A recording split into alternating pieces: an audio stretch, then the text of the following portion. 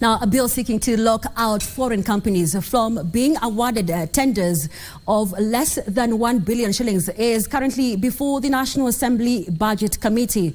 The Public Procurement and Asset Disposal Amendment Bill, sponsored by KSh1B MP Njuguna Wanjiku, seeks to compel foreign companies awarded tenders above 1 billion to engage in joint venture procurement with local firms. Meanwhile, the Ndede Nyoro-led committee has endorsed the publication of a bill to introduce Kenya's Sign Language as a compulsory subject in all schools. Appearing before the National Assembly Budget and Appropriations Committee to defend his legislative proposal, KSh1B MP Njuguna Wanjiku said the bill will protect local companies. The government is really spending a lot of money. It is one way or the other in terms of project. But when you try to source and to look for this money within the economy, it is not felt. And therefore, it is very prudent for us. And even that's why I thought that it is important for us to make sure we put a threshold whereby we support and we promote the local business people.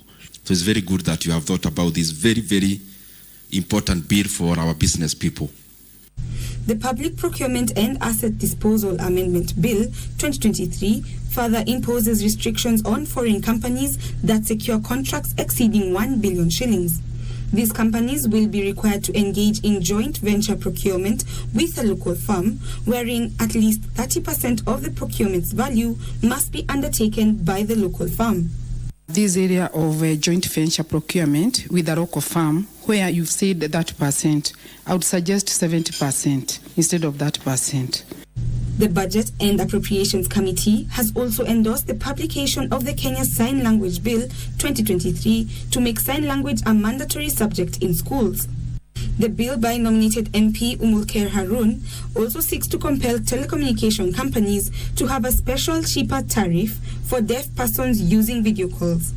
A lot of interpreters are in the market operating as quacks. We have people who go to institutions, colleges for less than 6 months, some even up to 4 weeks. So the need for the Kenya Sign Language Council is to act as a regulatory board so that we can be able to support the deaf learners.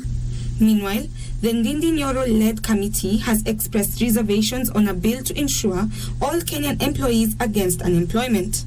The Unemployment Insurance Authority Bill, sponsored by Ikolomani MP Bernard Shonali, seeks to provide for the establishment of an unemployment fund to provide benefits to employees who lose their jobs. Once you lose a job, you are supported to look for another job.